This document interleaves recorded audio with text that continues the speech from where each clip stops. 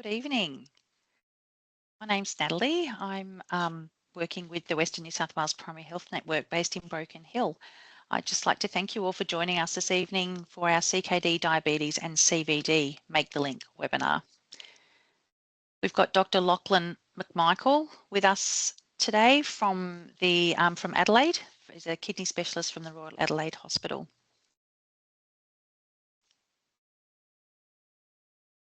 Now, before we commence tonight's webinar, I would like to begin by respectfully acknowledging the Aboriginal and Torres Strait Islander people as the traditional custodians of the nations and countries on which we work and meet today. I pay respects to elders past and present and extend recognition to all Aboriginal people present. I acknowledge the many Aboriginal language groups across Western and Far West New South Wales, which reflect the rich cultural diversity of First Nations peoples. I honour elders as knowledge holders, teachers and pioneers, the youth as future leaders and hope for a brighter future, and we remember those who have gone before us and their contributions to community. Now I would like to hand over to Dr. Lachlan McMichael, who's the kidney specialist at Royal Adelaide Hospital for tonight's webinar. Thank you, Dr. McMichael. Cool, thanks Natalie, and hi everyone, welcome to the presentation and thanks for coming along. So we'll try and keep it interactive. There's a few questions that we'll ask through the session and very happy to answer any questions as they pop up. If we can put them all in the Q&A at the end, we'll address them at the end of the session. And we'd also like to thank sponsors from Kidney Health Australia, particularly the Primary Care Education Advisory Committee that helps put these presentations together and provides support for us to be able to do these sessions.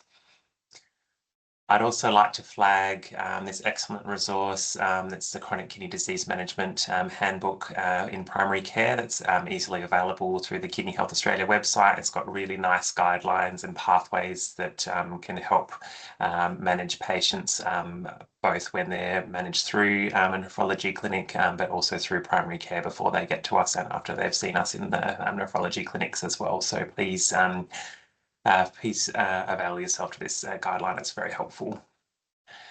So for tonight's session, we're mainly going to be looking at talking through kidney health checks to try and help look at early detection of chronic kidney disease in the primary care space, and also looking at optimal management of patients who have chronic kidney disease, predominantly to slow their progression of disease. In particular, we want to look at the interaction between chronic kidney disease, diabetes and cardiovascular disease. We also want to talk through the importance of urine ACR testing in the detection and management of chronic kidney disease. And we also want to look at some of the medication strategies that we have now to help try and reduce the disease progression of chronic kidney disease alongside both diabetes and cardiac disease. So firstly, what is chronic kidney disease? So it's essentially abnormalities in structure or function of the kidney. So abnormalities in function is essentially defined through eGFR measurements. And so that's defined as an eGFR less than 60 that's been present for more than 3 months with or without any evidence of kidney damage. So that, again, is relatively easily obtained through routine blood monitoring. And then the other definition is met by abnormalities of kidney structure. And so that's where there's been evidence of kidney damage with or without abnormalities in the GFR that's been present for more than 3 months.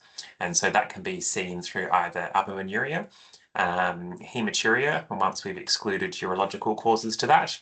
There may be structural abnormalities that you can see on kidney imaging, or there might be pathological abnormalities that have been seen if someone's proceeded to have a kidney biopsy.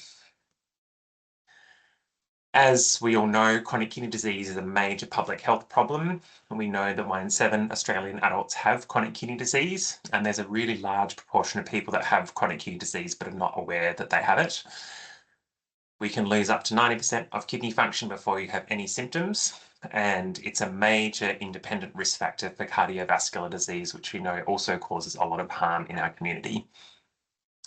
So we know that it's common, it's harmful, and certainly now, as to what we had sort of decades ago, we have really good medications now that we can use to treat and help reduce progression of chronic kidney disease, so early detection is really important. And so early detection can save lives. One, it can slow progression of chronic kidney disease. We can prevent downstream complications from chronic kidney disease. We can also help reduce the cardiovascular risk that's associated with more advanced chronic kidney disease. and we can reduce the morbidity and mortality that we know affects people who've got more advanced chronic kidney disease. So the more people we can try and reduce getting to that later stage, the better for the longer term for those patients. So when we're thinking about trying to detect chronic kidney disease, first we want to step back and think about, well, who might be at risk for chronic kidney disease? And so of those people, who should we be offering a kidney health check to? And so this slide summarizes the sort of patient risk groups that we really want to target to have a kidney health check. And so predominantly patients who've got diabetes and high blood pressure. We know that those groups of people, there's a very high proportion of our patients who have advanced chronic kidney disease caused by diabetic or hypertensive kidney disease. We also want to screen patients that are current or former smokers or vapors, patients that have an elevated BMI greater than 30, people who've already got established cardiovascular disease. Often patients who've got a family history of kidney failure might be more difficult to pick up, but asking that question is really important, as is patients that have had a prior acute kidney injury, and often that may have occurred whilst they had an inpatient admission and might be harder to pick up, but those patients we know are at higher risk of having chronic kidney disease later on. First Nations Australians over the age of 18 are at particular risk, and patients who are over the age of 60. So these groups are the ones that we really want to make sure that they've had a kidney health check. And so firstly, what is a kidney health check? It's pretty simple. It's checking someone's blood pressure, doing a urine ACR, and doing a blood test to calculate an eGFR from someone's creatinine measurements. And so for those risk groups, we want to be completing a kidney health check every year to make sure that we're monitoring and detecting to see if they have developed chronic kidney disease, and monitoring that going forward, knowing that they still might be at risk of developing chronic kidney disease at a later stage. We know that urine ACR testing particularly is one of the markers of through our kidney health check that's not completed as often, and that's a more common sign of chronic kidney disease than an eGFR, and it's certainly those patients that have a elevated urine ACR with those high levels of GFR, they're the people that we really want to target early on so that we can reduce that. We're getting them before they've had that reduced kidney function in a reduced eGFR. And we know also that presence of albumin in the urine predicts a higher risk for coronary artery disease. And we know that that already tells us that there's likely to be some level of damage that's already occurred within the kidney. And so if we can identify that and try and put them on medications that might help to reduce that urine protein loss, that can put them in good stead for reducing their risk of progressive chronic kidney disease. So I suppose this is our first poll that will just pop up, and the question really is what percentage of Australian adults are affected by one or more of these conditions of chronic kidney disease, diabetes, and cardiovascular disease? So if you're happy to put a vote in for what one of those you think, and then we can move to the next slide. So it's about 29% of Australian adults have one or more of those, that combination of chronic kidney disease, diabetes, or cardiovascular disease. So we know there's a large, nearly 1 in 3 patients in Australia have one of these risk factors that might put them at risk of having chronic kidney disease. And so we know that that combination between cardiovascular disease, chronic kidney disease, and diabetes, all of these conditions have similar treatment goals and management strategies, and each of them in their own entity will affect all of the other conditions that might be present in that patient. So we want to have a targeted approach to try and treat all 3 of these conditions. So when we extrapolated out to the number of Australians that might have at least one of these conditions, there's about 5.6 million Australians that have one of these 3 conditions. And you can see these, this figure here shows the sort of intersection between people that might have different combinations of those 3 diseases. So we might just move on to a case study. We've got a patient here called Dennis, who's 54. He's works in landscaping supplies full-time, and he's just come in for a usual script for his blood pressure medications. And this just summarizes his medical history. He's had high blood pressure for many years. He was recently diagnosed to have high cholesterol. He also had a diagnosis of diabetes 3 years prior, and that was currently diet controlled. And he's been labelled with stage 3B chronic kidney disease with microalbuminuria with a urine ACR of 22.6. And he's also got a background of knee osteoarthritis. He's a reformed smoker, 3 to 5 standard drinks of alcohol per week, and is currently just on nifedipine, 60 milligrams for his blood pressure management. And you have a chat to Dennis, and previous to in his other prior clinic appointments, he hasn't really shown much of an interest in disease prevention. But at this appointment, he sort of flags that his cousin recently had an acute coronary syndrome and had a stent placed, and he was a little bit concerned that he personally might be at risk for that, and that that might risk his ability to continue working in his landscaping position. So this is just a summary of his most recent bloods. So you can see his HbA1c is 8, his creatinine's 165 with an eGFR of 40. We can see his cholesterol studies there and his urine ACR of 20.6. And his blood pressure, it's currently 150 on 90, and his weight was 92 kilos with a BMI of 30. So we've got a few different strategies that we can think about to look at reducing his risk of chronic kidney disease. So we've got sort of 4 potential options there of blood pressure lowering medications, cholesterol lowering medications, diabetes management, and lifestyle changes. So again, if you'd like to pop your thoughts in the poll of what you think might be most important. In terms of strategies that we can help try and reduce progression of CKD, essentially all of those measures are options we want to be thinking about to try and have a multi-pronged approach to targeting his risk of progressive chronic kidney disease. So as I mentioned before, chronic kidney disease, diabetes, and cardiovascular disease are all linked with interrelated biological pathways and risk factors for disease progression. And so this slide, again, will be quite well known to everybody, but physical activity, poor nutrition, obesity or being overweight, high blood pressure, smoking, harmful alcohol use, high cholesterol, and insulin resistance are all interrelated pathways that portend poor prognosis in people with chronic kidney disease, diabetes, and cardiovascular disease. So when we think about Dennis's risk of experiencing a cardiac event, this is a common question we face with people like Dennis, and I suppose how would you think about assessing his cardiovascular risk? So you could put his risk factors into the Australian Cardiovascular Disease Risk Calculator. You might just say, look, he's got stage 3B chronic kidney disease already, so he's already at high risk, or that his high blood pressure is going to be the best indicator for a future cardiovascular event. So this is something I think that's often overlooked, but chronic kidney disease itself is already puts people at high risk, particularly people who've got detectable albuminuria. And so when you do log into the cardiac risk calculator, it already has a line right at the top there that says it needs to restage people, or you don't need to do the calculator if they have presence of albuminuria. So we know Dennis, without even needing to put his risk factors into the cardiac risk calculator, we know that he's already at high risk. And this just summarizes that. So certainly people that have got a GFR less than 45 or have persistent proteinuria, they are already classified as high risk of cardiovascular disease without even needing to go into their cardiovascular risk calculator.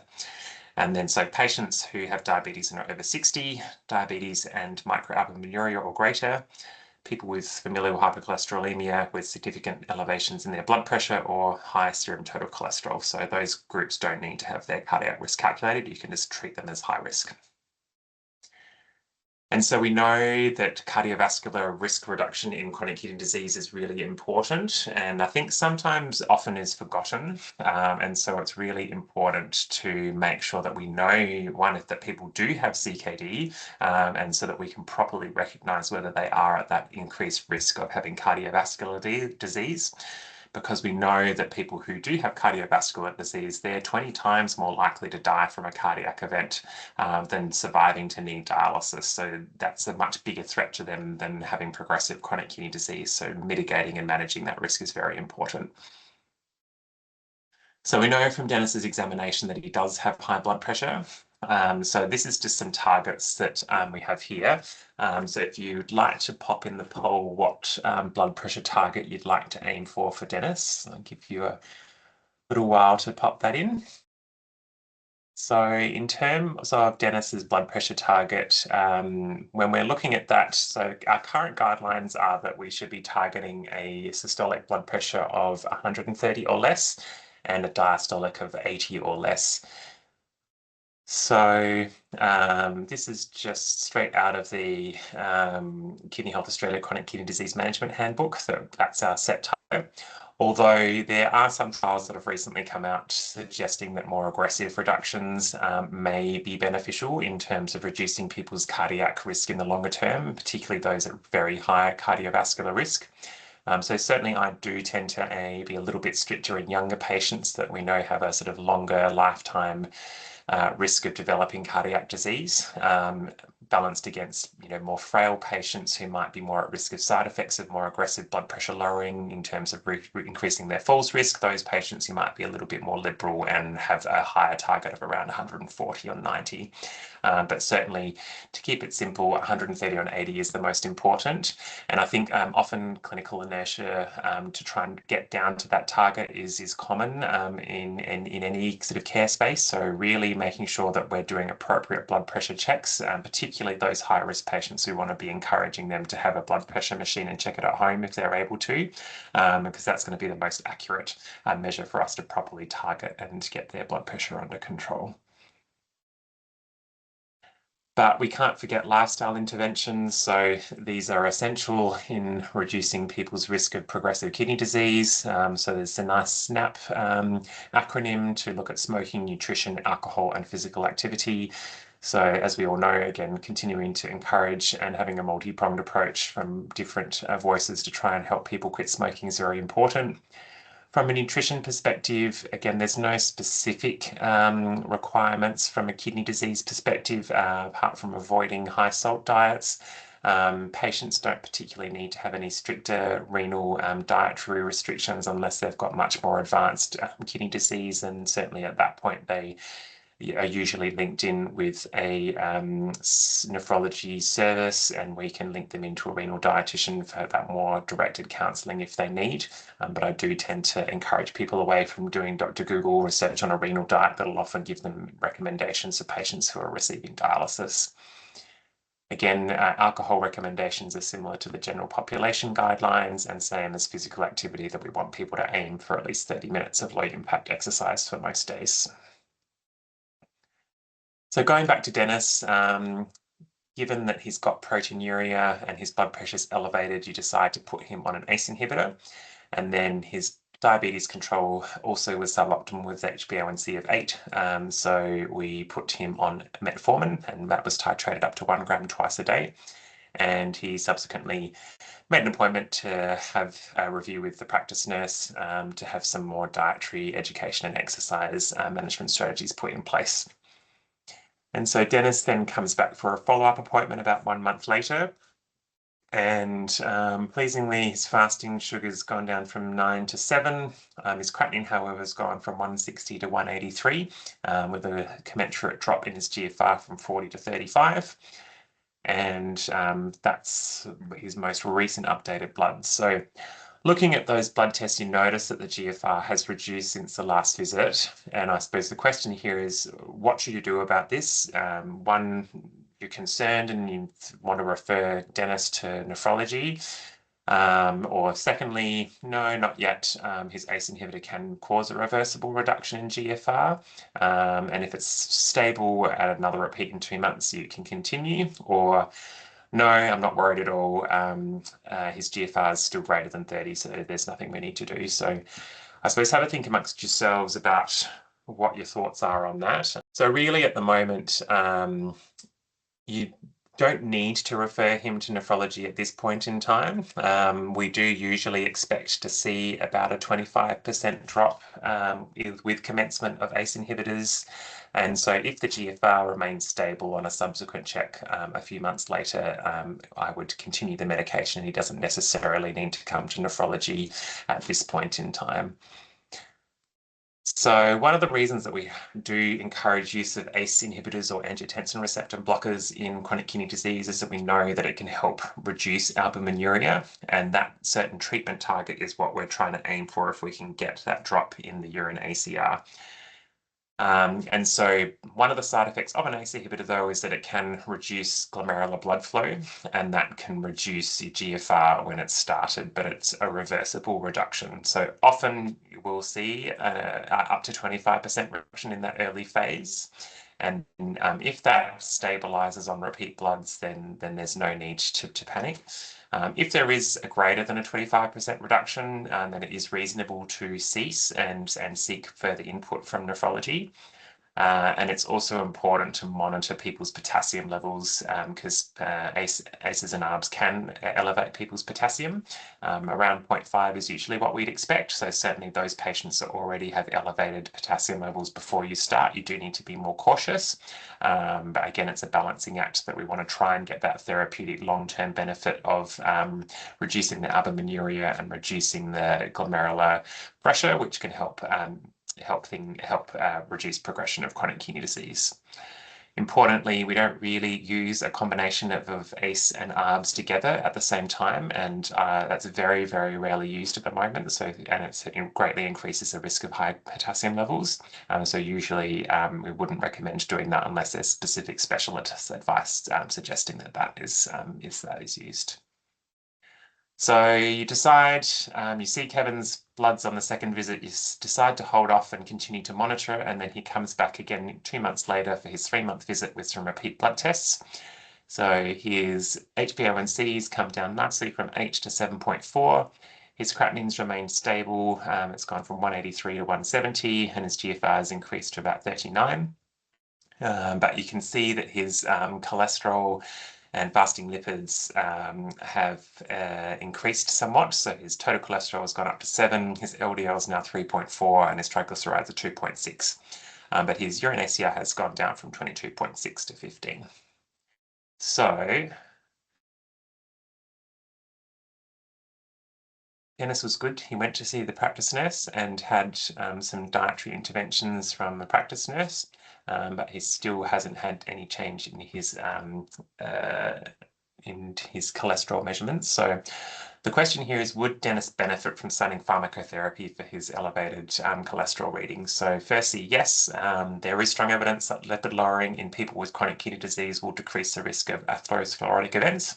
Or no, there's not really any evidence for that, and therefore you sort of wouldn't want to put Dennis on that. So again, have a think about what you would do from a lipid lowering perspective for Dennis, whether or not you think that it would be appropriate to put him on lipid lowering therapy. So there is quite strong evidence that lipid lowering in people with chronic kidney disease will decrease the risk of atherosclerotic events, and so we do encourage that people are put on appropriate pharmacotherapy if indicated for reducing risk of atherosclerotic events. So we know that anyone who has chronic kidney disease, so people that are above that stage 5 level and have a high absolute cardiovascular risk, we should be looking at putting them then on statin therapy, plus or minus ezetimibe if they're not reaching target on a maximally tolerated statin dose. And that absolute cardiovascular risk of greater than 5% for patients who are of Aboriginal or Torres Strait Islander background or Maori background. Now that again, remembering that if the GFR is less than 40, they're already classified at high risk, so you don't need to worry about the absolute cardiovascular risk percentage. But if they're above that 45 level, then you should still be calculating their cardiac risk, but most will still be classified as high risk. So you'd have a chat to Dennis. You suggest that starting him on, you see that his HbA1c has gone from 8 to 7.4, but obviously that's still above target. So you've got a few choices here about trying to further improve his diabetic control. So these are some options. Have a think about what you would want to do, and again, happy for you to pop into the chat what you would think. But your options are to put him on a sulfonylurea, an SGLT2 inhibitor, a DPP4 inhibitor, or a GLP-1 receptor agonist. So obviously there's been lots of movement in this space in the last few years. So for someone like Dennis, we'd be thinking about putting him on an SGLT2 inhibitor as the next line of treatment for his diabetes, mainly because there are also secondary benefits for him to be on it from a chronic kidney disease perspective. So for SGLT2 inhibitors, they are now indicated for primary use for a chronic kidney disease indication on top of diabetes. So patients don't necessarily have to have diabetes to be started on an SGLT2. So as long as they've met the diagnosis of chronic kidney disease, patients who've got an eGFR of 20 to 45 can be started on an SGLT2 for a CKD indication regardless of what their urine ACR is, which is a change from the initial PBS listing last year. And then those patients who have an eGFR of 45 to 90, who they need to have some level of detectable proteinuria, which is at least 22.6 or above. So those patients who are 45 or above, we really want to be getting them on an SGLT2 inhibitor if they do have proteinuria. And certainly everyone who's got a GFR less than 45 really should be put onto an SGLT2 inhibitor. They do, however, need to be stabilized on a maximal tolerated dose of an ACE or an ARB. And so when we're thinking about diabetes management in the chronic kidney disease space, this is just a nice flowchart of what to be doing, but those lifestyle factors firstly are very important. And then first line therapy really is a combination of metformin and an SGLT2 inhibitor together. And then we can add on additional therapies on top as required. So a GLP-1 is preferred, and certainly there is evidence from a trial that was done now a couple of years ago, the FLOW trial, that did show further reductions in the urine ACR readings for those patients that were prescribed a GLP-1. And then there's, again, all the further options, including a DPP-4, insulin, sulfonylurea, that can be added on top for those patients who are requiring more aggressive glycemic control management.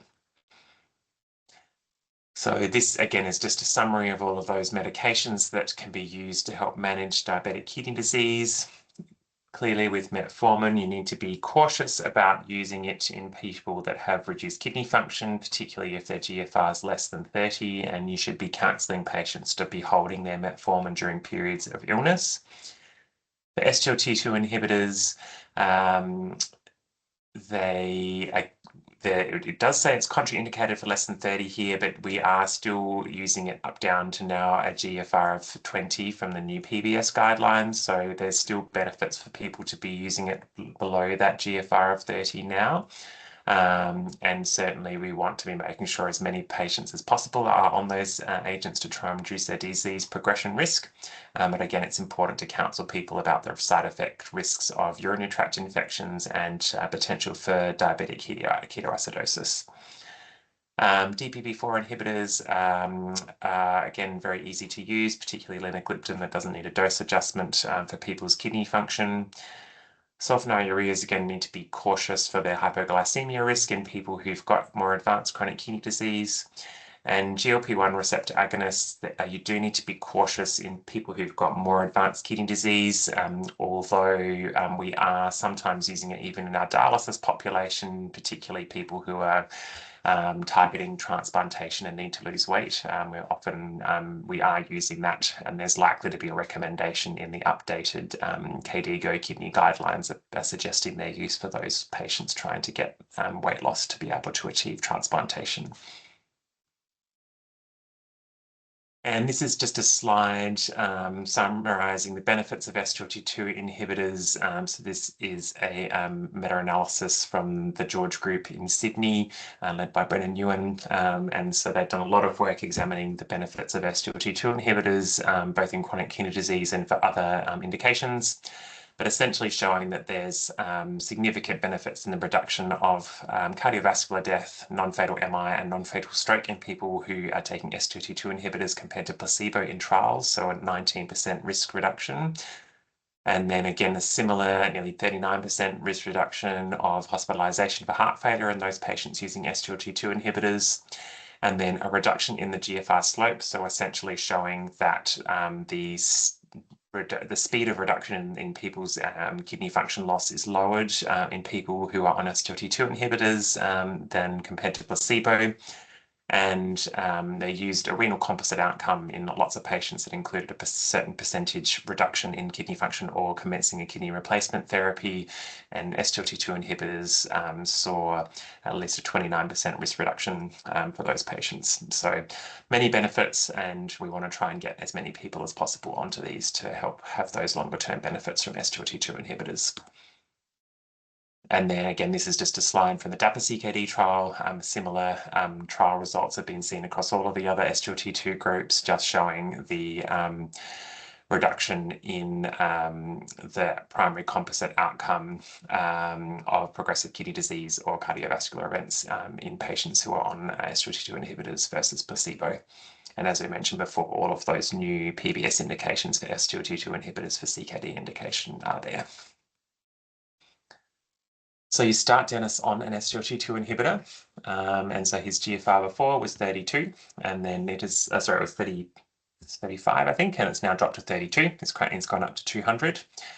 Should you stop his SGLT2 inhibitor? No, you don't need to stop, and often we don't check. You don't need to specifically check for that GFR reduction once you start an SGLT2 inhibitor. We know that there is a predictable drop in GFR when starting SGLT2 inhibitors, and that again is reversible if the medication stopped, and again that does tend to stabilize in the longer term. So there are some patients that may have a quite significant drop, but certainly we usually tolerate up to a 30% decrease. But again, there's those longer term benefits that we want to try and achieve with keeping people on SGLT2 inhibitors. So they do cause a predictable reduction. I do tend to counsel patients about it beforehand because they do usually get concerned about those changes in their kidney function markers. Again, it's due to changes in glomerular hemodynamics that cause that unpredictable GFR drop. But we do know if people are sick, again, holding these medications during periods of sick days is important, again, to reduce that risk of actual acute kidney injury. And then I've just added this slide as well to talk about non-steroidal mineralocorticoid agonists or antagonists that are relatively new onto PBS listing for a CKD indication. So finerenone is the current medication that's recently been approved last year for managing patients that have diabetic kidney disease. So finerenone can be used in people that have got a GFR of 25 to 75 and who have detectable proteinuria of 22.6 to 565.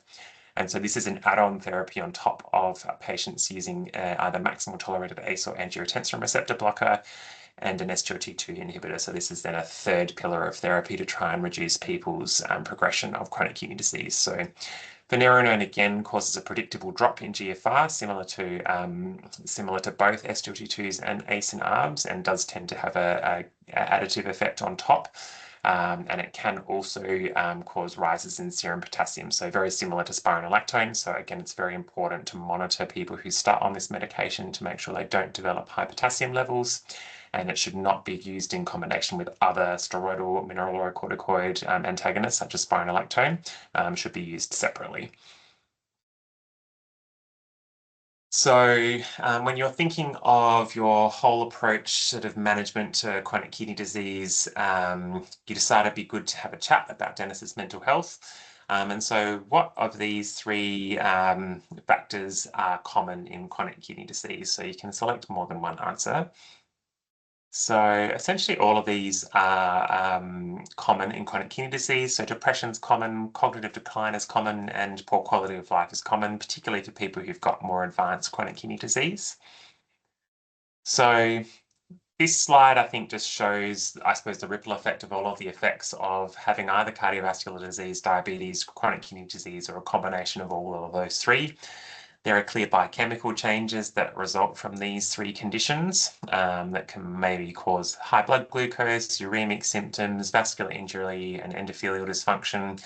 And then those then cause reduced physical function, cognitive issues, pain and fatigue, and depression, which then also have additive social effects such as unemployment or loss of financial security, increased demand on healthcare, the reduced ability to be able to manage things independently yourself, and impact on relationships and social isolation. So it's very important that we try and capture these patients as early as possible so that we can reduce some of those longer term ripple effects that can develop from more advanced cardiac disease or chronic kidney disease.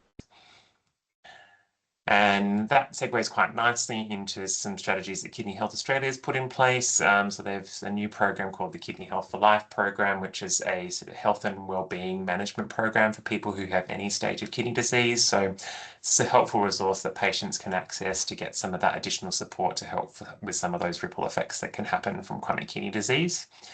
This is just a summary of how patients can be referred to this program. You can get flyers or posters that you can put in your clinics to promote this program. And again, welcome to take down the website link or the phone line there that patients can access online or through the phone if they would like to look at accessing that service. So just to close things up from our presentation, this is just a nice single slide summary of I suppose, when patients should be referred to nephrology. Because often I think it's a little bit unclear about at what stage should you try and get people linked into nephrology services. The first thing is if you've got someone that's got rapid decline in their kidney function, or they've got signs of an acute kidney disease, such as no urine output, hematuria, very severe high blood pressure, or edema suggestive of a potential nephrotic syndrome, all of those cases should be regarded as an emergency and referred through to ED or called through directly to nephrology. And so certainly for people in Far West, that can either be called through to the Broken Hill Hospital or through to the Royal Adelaide Hospital, where we provide a consultant-led consultation services for anyone calling through from primary care. If it's not one of those urgent cases, this slide here just has when we would recommend nephrology referral. So certainly those patients that do have a persistent GFR less than 30, again, referring them for appropriate counselling about chronic kidney disease management, trying to slow their progression, and discussions about more advanced kidney failure therapies if appropriate. Those patients that have significant albuminuria, particularly if there's not a clear cause, those patients should be referred through to be seen and assessed to make sure that we've got a clear cause for why their albumin levels in their urine might be elevated. Those patients who've got progressive declines in their kidney function, if their GFR is over 35, so if they've got a more than 25% decline over 12 months, or they're losing more than 15 mils of their GFR per year, those patients should be referred through to nephrology. And patients who do have chronic kidney disease with high blood pressure that's hard to treat, so patients at least requiring three antihypertensive agents, again, we can help assist with trying to get their blood pressure under better control. Those patients who've got stable GFRs of 30 or above that haven't really changed over a longer period of time, they don't necessarily need to be referred through to nephrology. And those patients who have lower levels of detectable albuminuria in the absence of hematuria don't necessarily need to come through to nephrology. And again, those that are reaching those blood pressure targets we talked about before also don't necessarily need to come through. But we're always at the end of the phone and happy to have a discussion, because certainly if we can save having to bring people into a separate clinic appointment, that's always helpful. So we're very happy to provide phone advice if required. But again, it's always important to individualise that referral decision making. Certainly younger patients would have a lower threshold for them to be referred, and for older patients, again, in the context of their overall goals of care, whether or not additional specialist support is required should be individualised to what their overall health goals are. And so there has been some strategies through Kidney Health Australia to look at strategies of addressing chronic kidney disease in your individual practices. And so as we talked about, there's both patient-led behavioural changes and lifestyle management, and there are different measures that we can put in place to try and help identify patients who've chronic kidney disease and put in strategies to try and find those patients, make sure they've had a kidney health check, and have appropriate management plans put in place, maximising the use of MBS item numbers that you can access through. So there's some nice guidelines about how to sort of achieve this through the CKD Sprint in Primary Care program that Kidney Health Australia is looking to implement through Kidney Action Week in August. So you're again welcome to scan the QR code here to get some more information about that and look at whether or not that's appropriate for your practice to engage in that program and have a more concerted effort into looking at your burden of chronic kidney disease in your practice, and then making sure that you're putting those kidney health checks in place for those patients that have those risk factors for chronic kidney disease, or also putting in appropriate management for those patients going forward. And this is just a link through some education resources that are available through Kidney Health Australia if you do want to do some additional education and training. So this has some resources available to you if you want to do some more directed education work on chronic kidney disease management. So thanks for your time. If there are any questions, please pop them through. Otherwise, I'm always happy to take a phone call through the switchboard at Broken Hill Hospital if you need, or again, happy to be emailed. It's lachlan.mcmichael@sa.gov.au.